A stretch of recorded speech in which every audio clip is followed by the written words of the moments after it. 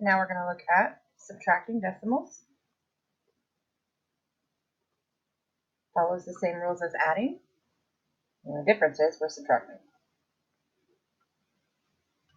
Okay, so step one is we're going to line them up. And we are still talking about the decimals.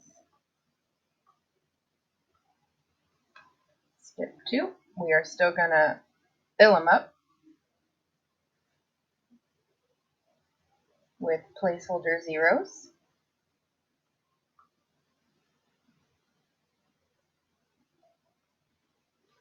And then last but not least, we're going to subtract them up.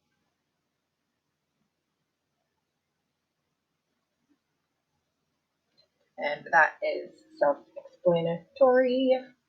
All right, so our example problem, if I had 13 6/10 minus 1 and 5800.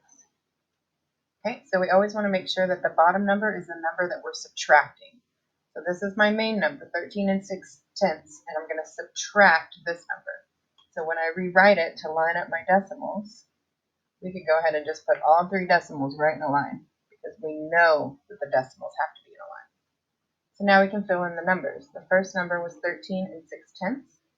So to the left of my decimal was 13. And to the right of my decimal is 6. I'm going to subtract 1 and 5800. So to the left of my decimal is just a 1. And to the right is 58. So it has to match. Make sure we're lining up the numbers according to the decimal placement. Step 2 is to fill them up with our placeholder zeros. So 8 does not have a friend. Let's give him a 0. And this 1 does not have a friend. So we will give him a 0. Next, we are going to subtract. So let's subtract. I cannot take 8 away from 0. So I will have to borrow from my 6, making it a 5. And my 0 will be 10. 10 minus 8 is 2. 5 minus 5 is 0.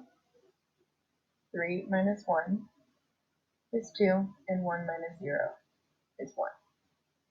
So my final answer is 12 200, boxed, nice and neat.